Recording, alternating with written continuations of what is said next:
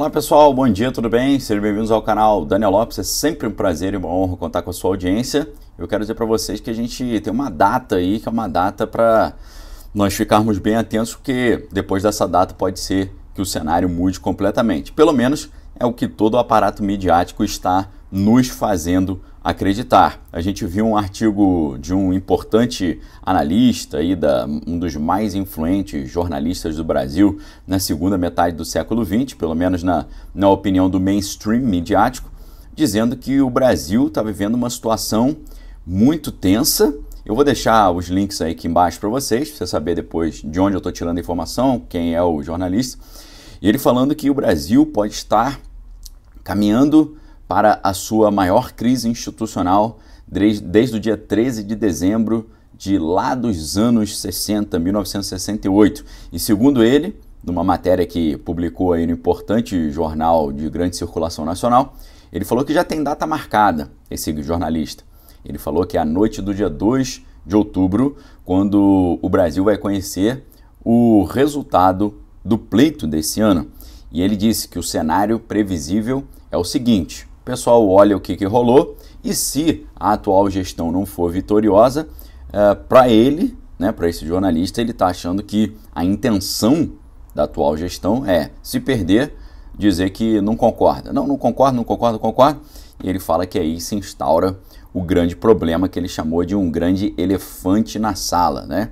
E ele diz que o Congresso, a mídia inteira e toda a oposição estão fingindo não enxergar isso, porque eles sabem que, se isso efetivamente acontecer, eles vão ter que enfrentar o que ele chamou de quartelada, né? Esse negócio de quartelada nos lembra a história brasileira, né? E como esses confrontos institucionais, muitas das vezes utilizando ali o famoso agente provocador, acabaram de forma intensa reconduzindo a nossa história nacional. O que é o agente provocador? O agente provocador é um cara que fica incomodando, né? Fica levando um determinado personagem a uma situação tal que ele acaba excedendo na sua reação e atropelando o ordenamento jurídico, né? Ele acaba cometendo ali um ilícito. A gente tem vários exemplos na história do Brasil.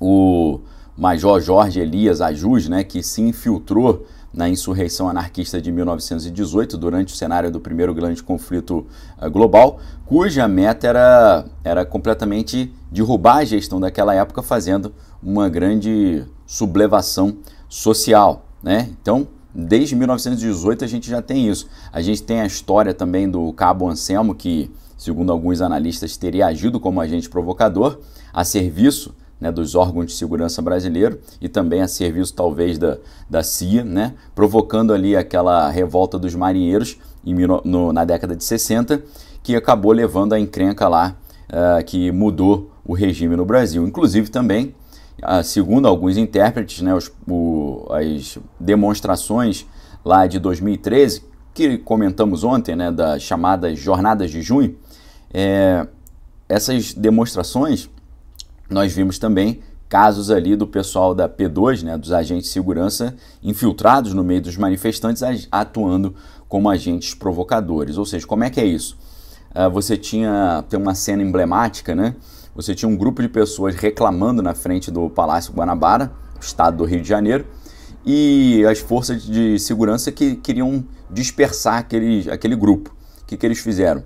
Um dos agentes ali, ele com roupa igual a dos manifestantes, lançou um negócio contra as forças de segurança e aquilo ali foi motivo para que o grupo fosse disperso. Essa ideia de agente provocador é o que a gente está vendo hoje, porque nós estamos vendo provocações de ambos os lados. O atual governo sempre usando o instrumento verbal, a gente viu isso ontem também no dia 1º de maio, usando o instrumento verbal para levar ou tentar levar o outro lado, a oposição, a falar alguma coisa, fazendo algum deslize ou fazer alguma coisa.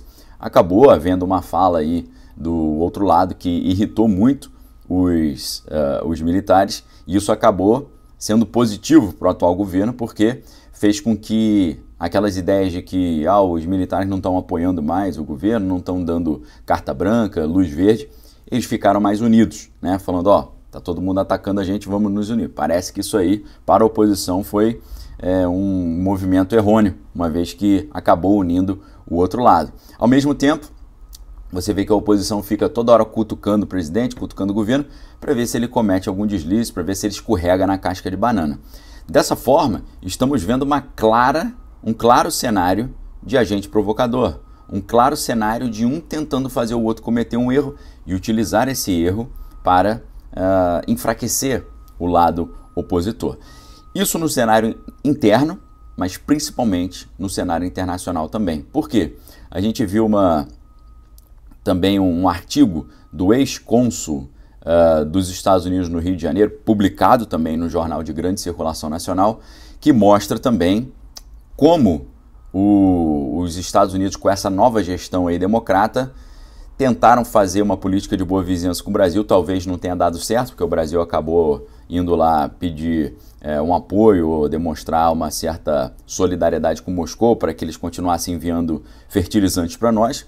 Então, parece que os americanos agora estão enxergando que o Brasil está no outro time. Inclusive, a Jen Psaki, que é a porta-voz do governo americano, ela falou isso, né? Parece que os brasileiros estão do lado de lá.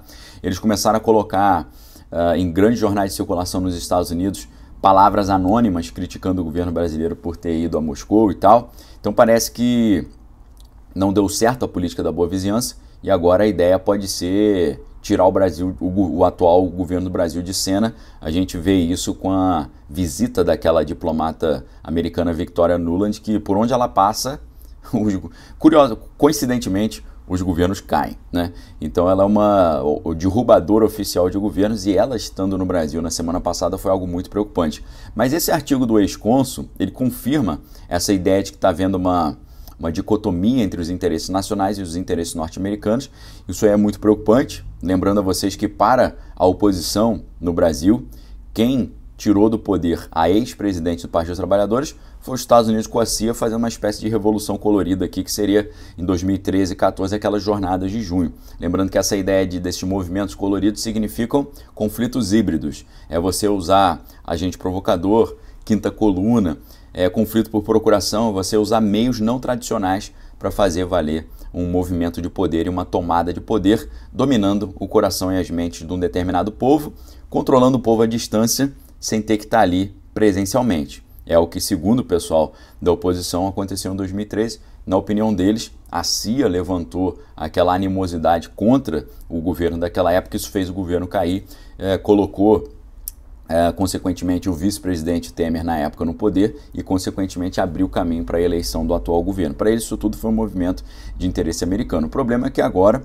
parece que os americanos estão numa posição contrária ao atual governo brasileiro. Nesse artigo do ex-cônsul do Rio de Janeiro no Brasil, ex-cônsul americano no Rio de Janeiro, ele disse o seguinte no trecho: os Estados Unidos deveriam deixar claro ao governo brasileiro que uma tentativa de melar, né, a disputa desse ano será objeto de sanções punitivas e a todos os envolvidos impostas simultaneamente por um amplo grupo de países. Ou seja, parece que aquilo que estão fazendo com Moscou, eles já estão começando a tentar fazer com o Brasil. É claro que no caso de Moscou é porque eles entraram no país do vizinho.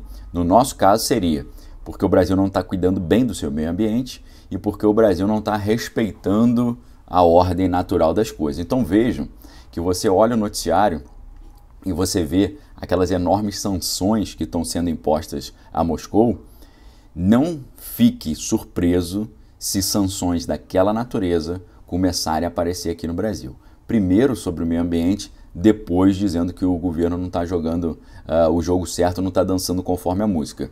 Seria algo muito triste, mas é uma realidade que está se colocando cada vez mais. Imagine nós, brasileiros, ficarmos como um país persona non grata, não benquisto e debaixo de sanções. Obviamente, sanções contra o Brasil colocaria a situação econômica num patamar muito preocupante, indeterminado, misterioso, preocupante. Faria, caso esse tipo de sanção fosse implementada antes do pleito desse ano, é claro que prejudicaria muito a imagem do governo, porque nós sabemos que a inflação é um fenômeno global, mas o povo muitos deles, claro, vão botar a culpa em quem? No líder. É igual o time de futebol. Quando o time ganha, o mérito é de quem? É do treinador. Quando o time só perde, a culpa também é do treinador. Pode ser que nem seja a culpa dele, mas ele acaba sendo demitido porque ele que paga o pato. E numa gestão pública é assim. Independente do cenário internacional estar complicado, por causa de sanções, problema na cadeia logística, a crise sanitária, né, a situação lá no Dragão do Oriente, no maior porto do mundo, que os navios estão todos ali congestionados porque o porto ficou parado. Independente disso, eles acabam incentivando as pessoas a colocar a culpa no gestor. Pode ser que isso tudo seja um novo esforço de conflito híbrido sendo levantado contra o Brasil para fazer uma mudança de regime. É um negócio muito preocupante, é um negócio muito tenso, tá todo mundo de olho e você precisa ficar de olho também, porque pode ser que de uma hora para outra, nós, brasileiros, nos transformemos numa nação que está debaixo de sanções internacionais. Primeiro por meio ambiente, depois por não jogar direito o jogo aí da grande disputa pelo Executivo Nacional. Deus queira que não, vamos aguardar. Os agentes provocadores estão atuando com intensidade total. Tomara que ninguém aí caia, escorregue na casca da banana, porque esse é o objetivo do agente provocador. O que você acha disso? Deixe sua opinião aqui embaixo. Lembrando que na livraria Daniel Lopes a gente está com uma promoção inacreditável. A partir da quarta-feira, se Deus assim permitir, a gente vai começar uma série, um intensivão, mostrando para vocês como a oposição, a esquerda, tomou o controle da cultura da mídia e como isso pode ser revertido numa espécie de contra-revolução. Vai ser interessantíssimo, vamos estudar filosofia, antropologia, sociologia, ciência política, uma série maravilhosa. Essa série vai acontecer no meu Instagram, daniel.lopes, o link eu vou deixar aqui embaixo. E isso é o preparativo, ou a preparação da inauguração no dia 9 de julho, se Deus assim o permitir, do nosso curso Claus, que vai ser um curso teológico, filosófico. Vai ser uma jornada incrível no maravilhoso mundo do conhecimento. E eu já estou separando para vocês a bibliografia desse intensivão de maio e junho e do curso a partir de julho. Então você pode adquirir com preço de Black Friday, vale a pena, títulos maravilhosos. Eu vou deixar algumas imagens aqui dos títulos que eu estou separando para vocês, títulos do Ben Shapiro, do Ludwig von Mises, um box de história da filosofia. Vai ser incrível, vocês vão entender o que rola por trás da guerra cultural, a filosofia gramsciana e como a ideia de revolução cultural ela pode ser estudada para que uma contra-revolução seja implementada, uma contra-revolução cultural, ok? Links aqui embaixo, forte abraço, fique com Deus, examine suas coisas, retém que é bom. Valeu!